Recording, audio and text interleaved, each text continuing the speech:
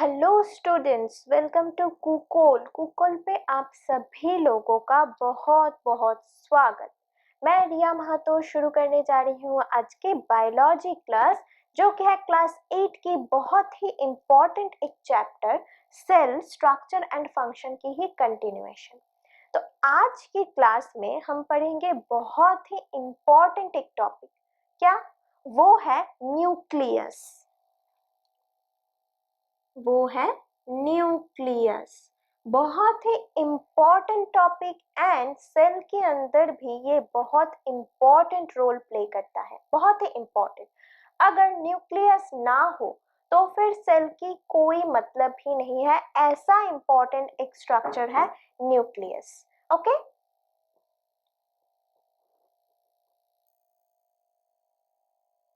So nucleus is like a brain of a cell. Okay, मतलब एक brain की तरह काम करता है, यानी कि बहुत बहुत ज्यादा जरूरी होता है पूरी सेल के अंदर। पूरी सेल के अंदर न्यूक्लियस ही बहुत जरूरी एक एलिमेंट है जो हमें जानने की बहुत ज्यादा जरूरत है, क्योंकि वही न्यूक्लियस ही इतना वाइटल एक कैरेक्टर प्ले करता है, एक इम्पोर्टेंस अलग से है, इसीलिए। ठीक है, तो आज हम जानेंगे न्यूक्लियस के बारे में। तो nucleus, it is an important component of the living cell, यानी लिविंग सेल की बहुत बहुत बहुत ज्यादा इम्पोर्टेंट कैरेक्टर जो है वो है हमारा nucleus. It is generally spherical and located in the center of the cell. Okay, तो अब हम एक काम करेंगे। ठीक है, हम एक सेल ड्रॉ कर लेते हैं। पहले सेल, ये एक आइडियल सेल हम ड्रॉ कर रहे हैं, ना ही प्लांट ना ही एनिमल, ऐसा कुछ स्पेसिफिक नहीं, एक आइडियल सेल। मान लीजिए ये एक आइडियल सेल है और ये हो गया cell membrane. Cell membrane structure, और इसके अंदर जो स्फेरिकल और ओवल शेप्ड के थिक कंडेंस जो मटेरियल होता है, यानी कि ये, इसे हम कहते हैं न्यूक्लियस। ओके, इसे हम कहते हैं क्या? Nucleus.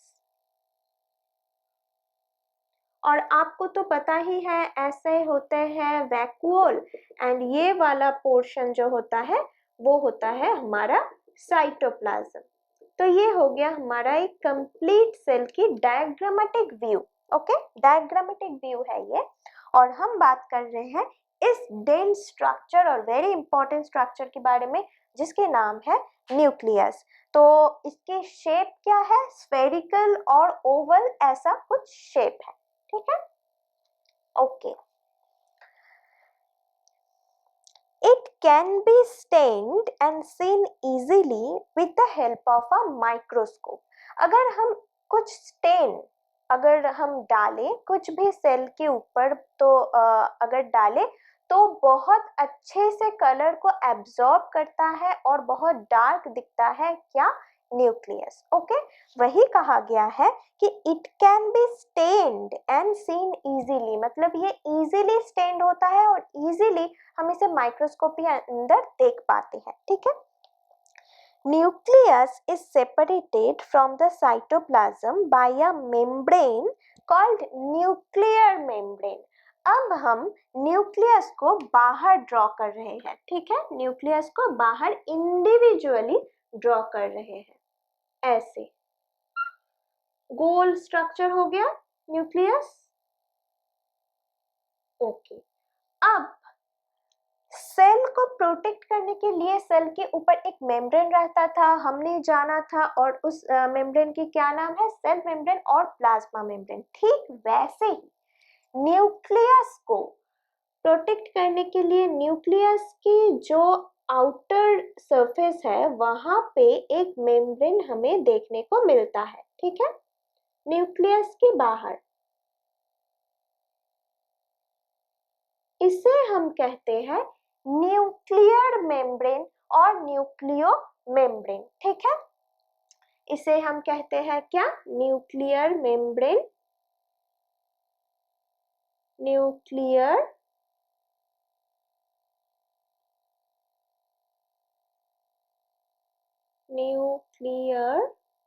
Membrane, nuclear membrane, nuclear membrane. तो इसके फंक्शन क्या है, कॉमन सेंस से बताइए। इसके फंक्शन है ऐसे ही न्यूक्लियर मतलब जो सेल मेम्ब्रेन और प्लाज्मा मेम्ब्रेन था उसी तरह ये भी प्रोटेक्टिव लेयर के काम करते हैं, यानी न्यूक्लियस के प्रोटेक्शन के लिए ये बहुत ज्यादा जरूरत है। और जो सेल मेम्ब्रेन भी पोरस था ना, तो न्यूक्लियर मेम्ब्रेन भी पोरस स्ट्रक्चर है, यानी पोर लाइक स्ट्रक्चर हमें देखने को मिलेगा। क्यों? क्योंकि जो सब्सटेंसेस आउटर एंड इनर जो सरफेस सब्सटेंसेस है वो अंदर बाहर होते रहते हैं इस पोर की वजह से। ठीक है, तो न्यूक्लियर मेम्ब्रेन हमारी क्लियर हो गई, और ये जो अंदर की पार्ट है इसे हम कहते हैं न्यूक्लियस। ठीक है, और न्यूक्लियस की मेम्ब्रेन को हम कहते हैं न्यूक्लियर मेम्ब्रेन, और कहीं कहीं आपको देखने को मिलेगा न्यूक्लियो मेम्ब्रेन। ओके, एक ही है। Nuclear membrane. This membrane is also porous, same like cell membrane, okay? And allows the movement of materials between the cytoplasm and the inside of nucleus.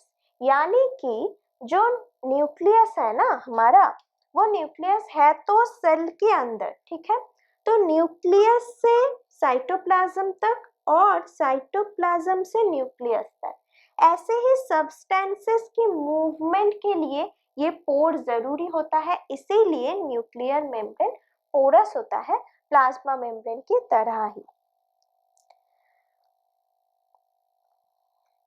With a microscope of higher magnification, अगर हम और भी ज्यादा magnify करें और higher magnification से देखें nucleus को, तो हमें क्या देखने को मिलेगा?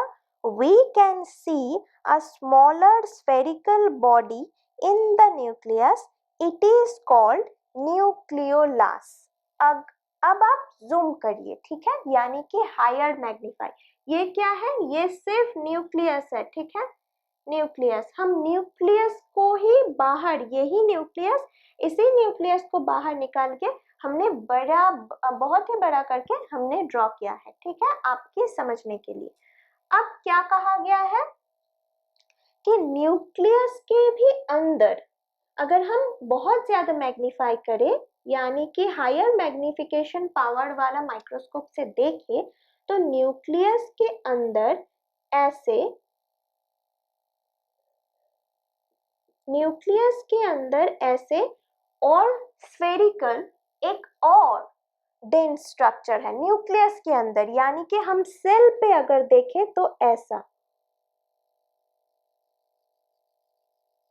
ये है हमारा न्यूक्लियस। न्यूक्लियस के भी अंदर एक डेंस स्ट्रक्चर हमें देखने को मिलेगा।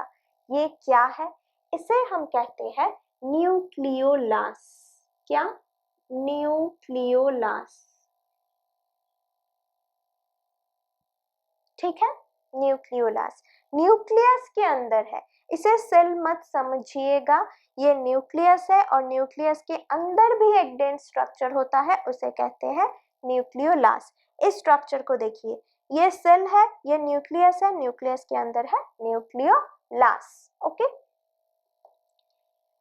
इन addition nucleus contains thread like structures called chromosome. इस बारे में हम ब्रॉड डिस्कस करेंगे, पहले देखते हैं क्या कहा गया है। These carry genes and help in inheritance or transfer of characters from the parent to the offspring. The chromosome can be seen only when the cell divide. अब इसका क्या मतलब है, ध्यान से समझिएगा। ये हो गया आपका न्यूक्लियोलस। ठीक है, अब न्यूक्लियोलस हमें देखने को कैसे मिलते हैं? ये हो गया हमारा डेंस स्ट्रक्चर, यहाँ पे ऐसे ऐसे thread like structure, thread like structure हमें देखने को मिलता है, एकदम थ्रेड लाइक, एकदम कंडेंस होके एक स्ट्रक्चर हमें देखने को मिलता है, ऐसे पूरा पूरा ऐसे ही थ्रेड लाइक स्ट्रक्चर, मतलब उसे हम डिफ्रेंशिएट नहीं कर सकते, उसे हम एक्स्ट्रा कोई शेप नहीं आइडेंटिफाई कर सकते हैं इस स्टेज पे, ठीक है। इसे, यही थ्रेड लाइक स्ट्रक्चर को हम कहते हैं क्या, क्रोमोसोम, क्रोमोसोम।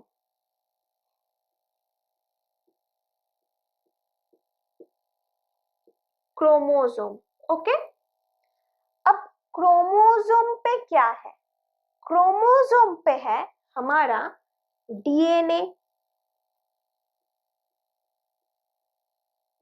ना, क्रोमोसोम पे है हमारा जीन। हमें सिर्फ जीन तक ही जानना है आज, तो हम इसे इलाबोरेट करते हैं। देखिए, ये हो गया हमारा एक सेल, ठीक है, ओके, क्लियर। सेल कौन सी एलिमेंट से बनता है और कौन सी इंपॉर्टेंट पार्ट है, साइटोप्लाज्म, सेल मेम्ब्रेन, न्यूक्लियस। आज हम न्यूक्लियस पे फोकस करेंगे।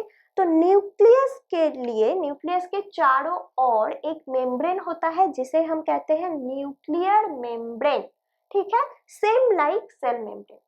अब अगर हम हायर मैग्निफिकेशन से देखें माइक्रोस्कोप पे, तो हमें क्या दिखता है कि न्यूक्लियस के भी अंदर एक डेंस पोजीशन है, एक गाढ़ा पोजीशन है।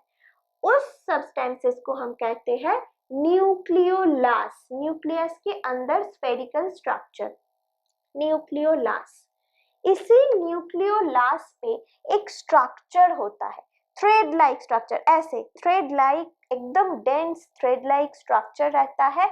उसी थ्रेड लाइक डेंस स्ट्रक्चर को हम कहते हैं क्या, क्रोमोसोम।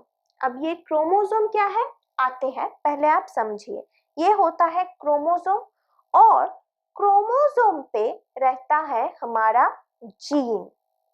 अब ये जीन क्या है, मान लीजिए एक हम एग्जाम्पल देते हैं, ठीक है। मान लीजिए किसी के जो पापा है, उसके, उनके जो हेयर स्टाइल है वो कर्ली है, ठीक है, और जो मम्मी है उनकी हेयर स्टाइल है स्ट्रेट हेयर, ठीक है। तो अगर बच्चे हो तो उस बच्चे की देखा गया कि मान लीजिए बच्चे की अगर हेयर स्टाइल कर्ली हो, तो हम क्या कहते हैं कि पापा पे गया है उनका हेयर, ठीक है।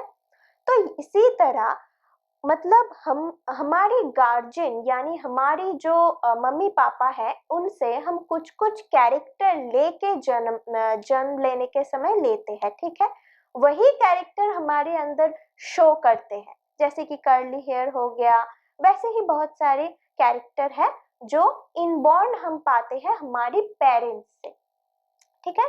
इसे हम कहते हैं जेनेटिक कैरेक्टर, जेनेटिक कैरेक्टर, यानी कि जो हेरिडिटी से आता है। अब ये हेरिडिटी क्या है, जेनरेशन आफ्टर जेनरेशन, फिर नेक्स्ट जेनरेशन, इसी जेनरेशन की जो बात है, जो गैप है, और एक जेनरेशन से दूसरी जेनरेशन आते हैं, इसे हम कहते हैं हेरिडिटी, ठीक है। और उसी दौरान अगर हेरिडिटरी, मान लीजिए किसी की बाल कर्ली है, उसकी जो सॉन हुआ, यानी उसकी जो बेटा हुआ, उसके बाल कर्ली है, उसकी अगर कोई बेटी हुई तो उसकी बाल भी कर्ली एक ही तरीके से होता रहता है, ठीक है। तो इसे हम कहते हैं हेरिडिटरी कैरेक्टर और जेनेटिक कैरेक्टर। तो ये कैरेक्टर कौन बियर करता है, यानी कि कौन कैरी करता है, हमारे अंदर कौन कैरी करता है, तो ये हो गया हमारा जीन। ये जीन हमारे अंदर वो जेनेटिक कैरेक्टर, यानी मान लीजिए कर्ली हेयर, उसे ये कैरी कर रहा है, एक पर्टिकुलर जीन कैरी कर रहा है, वो कर्ली हेयर, ठीक है। तो उसे हम कहते हैं जीन, जो कि जेनेटिक कैरेक्टर कैरी कर रहा है। वही जीन रहता कहाँ है, वही जीन रहता है इस थ्रेड लाइक स्ट्रक्चर के अंदर, जिसे हम कहते हैं क्रोमोसोम। क्लियर हो गया। इस स्ट्रक्चर को और इस कॉन्सेप्ट को ध्यान से एक बार देख लीजिए, ये बहुत इंपॉर्टेंट है, और ये आपको बाद में भी बहुत बहुत मतलब काम पे आएगा। ठीक है, तो ये बहुत इंपॉर्टेंट स्ट्रक्चर है, एक बार देख लीजिए।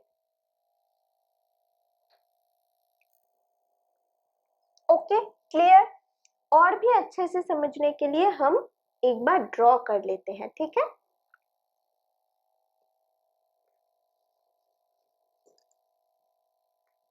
ओके, इजी हो जाएगा अगर हम बोर्ड वर्क करेंगे। मान लीजिए ये हो गया एक दो पेरेंट्स, ठीक है, एक मम्मी एक पापा। ठीक है, ये पेरेंट्स हो गया, एक मेल हो गया हमारा, एक हो गया हमारा फीमेल। ठीक है, ओके। अब उनकी मान लीजिए एक सॉन हुआ। ठीक है, वो भी मेल हुआ, सॉन यानी मेल। ठीक है, अब उसके नेक्स्ट जनरेशन पे हम आते हैं, तो उनके अगर एक डॉटर हुई यानी कि फीमेल। ठीक है, ये हो गया हमारा जस्ट सो कॉल्ड एक फैमिली ट्री। ठीक है, अब मान लीजिए एक कैरेक्टर है, कैरेक्टर क्या है, कर्ली हेयर, कर्ली हेयर।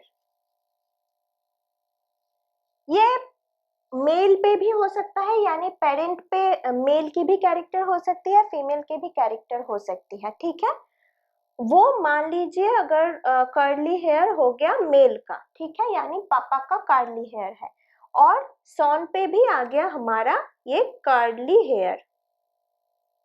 ऐसा जरूरी नहीं है कि सिर्फ पापा से ही आएगा। ठीक है, मम्मी से भी आ सकता है। मेन टॉपिक इज जो पेरेंट है उनसे कोई भी एक कैरेक्टर, एक नहीं बहुत सारे कैरेक्टर कैरी होता है, उनमें से हम मान लेते हैं एक कैरेक्टर जो ट्रांसफर हो गया एक जो नेक्स्ट जनरेशन है उस पे। ठीक है, वही कर्ली हेयर फिर नेक्स्ट जनरेशन पे कैरी हो गया। हो सकता है, ये प्रोबेबिलिटी है, हो सकता है, ना भी हो सकता है और हो भी सकता है। अगर हो जाए तो इस ट्रांसफर यानी यहां से यहां, यहां से यहां, इसी ट्रांसफर को हम कहते हैं क्या, इनहेरिटेंस। ट्रांसफर और इनहेरिटेंस। देख लीजिए, ये एक कैरेक्टर है, इस कैरेक्टर कहाँ पे कैरी हो रहा है, ये कैरी हो रहा है हमारे जीन पे। ठीक है, एक जीन है पापा के अंदर और मम्मी के अंदर, जिसके भी ये कर्ली हेयर कैरेक्टर है, वही जीन ट्रांसफर हो रहा है बच्चे पे। सो उस बच्चे की प्रोबेबिलिटी होता है कि वो कर्ली हेयर उसकी हो। ठीक है, हो जाए, यानी वो ट्रांसफर को हम कहते हैं इनहेरिटेंस, यानी कि एक जनरेशन से जो दूसरी जनरेशन पे जो ट्रांसफर होता है, वैसा वाला ट्रांसफर। ये नहीं कि मैंने ये पेन ट्रांसफर कर दिया वहां तो वो हो गया इनहेरिटेंस, नहीं। ट्रांसफर यानी एक जनरेशन से दूसरी जनरेशन तक अगर कुछ ट्रांसफर हो तो उसे हम कहते हैं इनहेरिटेंस। क्लियर? तो इनहेरिटेंस टर्म तो हमारा क्लियर हो गया। अब वही कैरेक्टर नेक्स्ट जनरेशन तक आ सकता है। ठीक है, आ सकता है, ना भी आ सकता है, पर आ सकता है। ठीक है, तो इसी जो कैरेक्टर, एक सिंगल कैरेक्टर, आप देख लीजिए एक जनरेशन पे है, ये हो गया हमारा एक जनरेशन, यहाँ पे हम शो कर रहा है, ये हो गया हमारा नेक्स्ट जनरेशन, ये हो गया हमारा नेक्स्ट जनरेशन। ठीक है, तो एक ही कैरेक्टर जो एक जनरेशन से दूसरी जनरेशन, फिर ऐसे करके जनरेशन आफ्टर जनरेशन कंटिन्यू हो रहा है, उसे हम कहते हैं हेरिडिटरी कैरेक्टर। क्या? Hereditary character, hereditary character. Okay, clear हो गया? अब ये कैरेक्टर कोई तो कैरी कर रहा है ना। यानी कि मान लीजिए मैं अगर ये पेन अगर वो कैरेक्टर कर्ली जीन वाला जो कैरेक्टर हुआ, वो कैरेक्टर मान लीजिए ये पेन है, ठीक है। ये पेन ट्रांसफर हो रहा है वहां फिर वहां, तो उसे कैरी कौन कर रहा है? हम कैरी कर रहे हैं। तो उसी वजह से हम हो गए जीन, हम इस कैरेक्टर को कैरी कर रहे हैं। वैसे ही ये जो कैरेक्टर है, कोई भी कैरेक्टर हो सकता है, कार्ली हेयर, ब्राउन आईज, कोई भी कैरेक्टर हो सकता है, उसे जो कैरी कर रहा है उसे हम कहते हैं जीन। तो जीन जो टर्म है वो क्लियर हो गया, GENA, जीन क्लियर हो गया। ओके, इनहेरिटेंस क्लियर हो गया। ट्रांसफर और इनहेरिटेंस, ट्रांसफर को हम इनहेरिटेंस कहते हैं, मगर ये वाला ऐसा ट्रांसफर नहीं, ये वहां चला गया ऐसा ट्रांसफर नहीं। जेनरेशन पे जो ट्रांसफर, एक जेनरेशन से दूसरी जेनरेशन पे जो ट्रांसफर हो रहा है, ऐसे वाले ट्रांसफर को हम कहते हैं इनहेरिटेंस। ओके, और जो कैरेक्टर एक जनरेशन से दूसरी जनरेशन तक आते हैं उस कैरेक्टर को हम कहते हैं क्या? Hereditary character. ओके, क्लियर हो गया। ओके, ये टर्म बहुत जरूरी होता है। और ये जीन कहाँ रहता है? जीन रहता है हमारी, ये ऐसे जो hair like thread like structure है ना, बहुत ही कंडेंस डेंस ऐसे जो स्ट्रक्चर है उस पे हमारी जीन रहता है, और उस स्ट्रक्चर को कहते हैं क्रोमोसोम। अब क्रोमोसोम कहाँ रहता है? क्रोमोसोम रहता है हमारा न्यूक्लियोलस के अंदर। न्यूक्लियोलस कहाँ रहता है? न्यूक्लियोलस होता है न्यूक्लियस के अंदर। अब क्लियर हो गया, सारी चीज की जो सिचुएशन है, जो टर्म है, वो क्लियर हो गया। ओके, अब देखिए ये टर्म बहुत ही इंपॉर्टेंट है, इसीलिए मैंने कहा था कि ब्रेन जैसा, हमारी ब्रेन जैसे इंपॉर्टेंट है, उसी तरह सेल में न्यूक्लियस बहुत इंपॉर्टेंट है। क्यों? क्योंकि जीन रहता है यहाँ पे, जीन। और जीन क्या करता है? जीन ही है वो यूनिट जो हेरिडिटरी कैरेक्टर को कैरी करता है। यानी अगर न्यूक्लियस ना हो तो फिर तो ये जीन भी नहीं रहेगा, तो फिर कुछ फायदा नहीं, कोई काम का नहीं, ठीक है। इसीलिए बहुत वाइटल है न्यूक्लियस। ओके, अब देखते हैं। In addition, nucleus contain thread-like structure called chromosome। ठीक है, ये हो गया हमारा क्रोमोसोम। ये जो गोल स्ट्रक्चर है ना, उसे हम कहते हैं न्यूक्लियोलास। अब न्यूक्लियोलास के अंदर होता है थ्रेड लाइक स्ट्रक्चर। ये पूरे के पूरे थ्रेड लाइक स्ट्रक्चर को हम न्यूक्लियोलास नहीं कहते हैं। मान लीजिए ये हो गया हमारा न्यूक्लियोलास, ये हो गया हमारा न्यूक्लियोलास। अब तो फिर एरो हो गया ये। न्यूक्लियोलस के अंदर होता है थ्रेड लाइक स्ट्रक्चर, उसे हम कहते हैं chromosome. These carry genes and help in inheritance or transfer of character from the parents to the offspring। अब ये offspring क्या है? ये जो सॉन या डॉटर यानी नेक्स्ट जो जनरेशन है उसके, उनके जो पेरेंट्स के जो बच्चे होते हैं ना, उसी बच्चे को हम कहते हैं ऑफस्प्रिंग। ठीक है, तो ये हो गया हमारा पेरेंट्स, और उसी के जो बच्चे होते हैं उन्हें हम कहते हैं ऑफस्प्रिंग। ओके, तो ऑफस्प्रिंग टर्म क्लियर हो गया। Okay, the chromosomes can be seen only when cell divides। यहाँ पे और एक चीज हो गया, ठीक है, ये चीज आप ध्यान से समझ लीजिए, ये बहुत इंपॉर्टेंट है। मैं एक बार रिपीट कर देती हूँ, ठीक है, जल्दी जल्दी। तो ये क्या हो गया, हमारा न्यूक्लियस को हम स्टडी कर रहे हैं। न्यूक्लियस के अंदर जो डेंस स्ट्रक्चर है उसे हम कहते हैं न्यूक्लियोलस, एंड न्यूक्लियोलस पे रहते हैं हमारा क्रोमोसोम। क्रोमोसोम क्या कैरी करता है? क्रोमोसोम कैरी करता है जीन, और जीन क्या कैरी करता है? जीन इज अ यूनिट जो कैरी करता है हेरिडिटरी कैरेक्टर। ओके, एंड यहाँ पे इनहेरिटेंस की मतलब आपको समझ में आ गया, और हेरिडिटरी कैरेक्टर भी समझ में आ गया और ऑफस्प्रिंग की मतलब क्या है वो भी समझ में आ गया। ओके, अब क्या कहा गया है, क्रोमोसोम जो है वो तो ऐसे रहता है, ठीक है। कैन बी मैंने कैन बी मतलब अगर उन्हें देखा जाए माइक्रोस्कोप के अंदर तो हर वक्त उन्हें देखा नहीं जा सकता।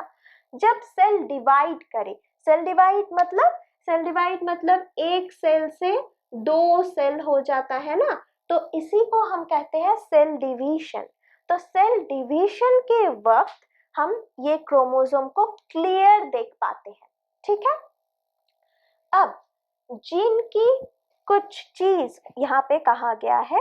Gene is a unit of inheritance in living organism. ये बहुत इंपॉर्टेंट है, unit of inheritance in living organism. Gene एक यूनिट है, सेल इज अ यूनिट में हमने पढ़ा था, स्ट्रक्चरल एंड फंक्शनल यूनिट।